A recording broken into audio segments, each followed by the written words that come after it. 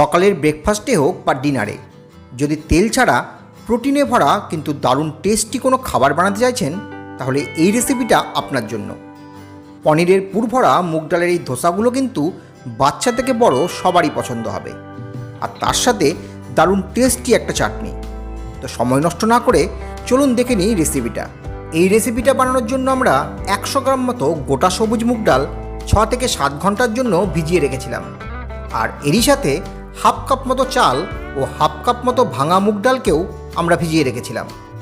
এবার প্রথমেই মুগ ডাল, ভিজিয়ে রাখা চাল, হাফ কাপ মতো সুজি, 3টে কাঁচা লঙ্কা আর 1 খণ্ড আদাকে মিক্সার গ্রাইন্ডারে দিয়ে একটা পেস্ট তৈরি করে নেব। আর পেস্টটা বানানোর সময় কিন্তু দেব হাফ চামচ মতো লবণ। এই রেসিপিটাতে যে ভেজিটেবলসগুলো আমরা ব্যবহার করব সেগুলোকেও কিন্তু কেটে রেডি করে নিয়েছি। তো চাটনিটা বানানোর জন্য কড়াইয়ে দেব 2 চামচ মতো তেল। তেলটা গরম হলে দেব 1 চামচ মতো বিউলির ডাল আর 1 চামচ মতো ছোলার ডাল, আর এরই সাথে দেব হাফ চামচ মতো গোটা জিরে। ডালগুলো কিছুক্ষণ ভেজে নেবার পর দেব 5 থেকে 6 কোয়া মতো রসুন, 2টো শুকনো লঙ্কা, 1 খণ্ড আদা, আর এর সাথেই দেব 2টো মিডিয়াম সাইজের কেটে রাখা পেঁয়াজ আর একটা টমেটো।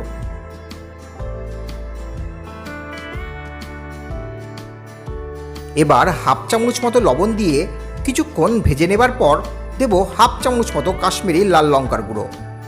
লঙ্কার গুঁড়ো দেবার পর আরও কিছুটা ভেজে নেবার পর দেব সামান্য জল, যাতে সবজিগুলো একটু নরম হয়ে যায়।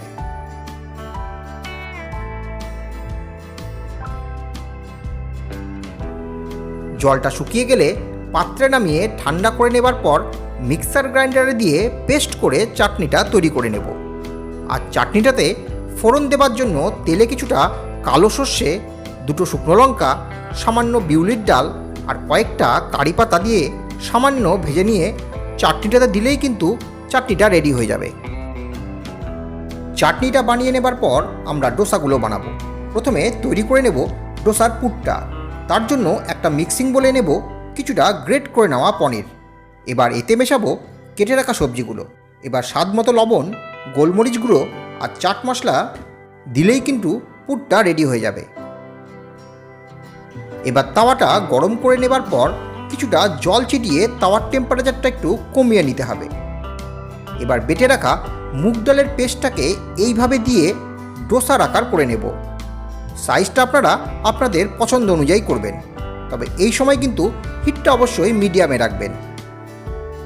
যখন দেখবেন উপরের সারফেসটা কিছুটা শুকিয়ে এসছে, তখন পনিরের পুরটা দিয়ে আরও কিছুক্ষণ রেখে ধীরে ধীরে রোল করে দিলেই ডোসাগুলো রেডি হয়ে যাবে।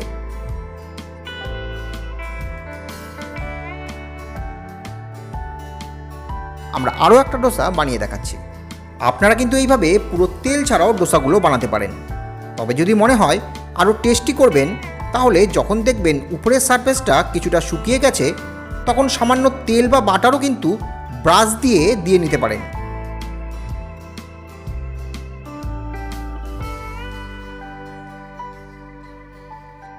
তো ডোসাগুলো কিন্তু আমাদের একদম রেডি।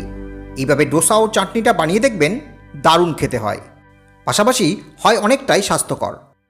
তো আজকের রেসিপিটা আপনাদের কেমন লাগলো তা কিন্তু কমেন্ট বক্সে জানাতে ভুলবেন না, আর ভালো লাগলে একটা লাইক ও শেয়ার অবশ্যই করবেন।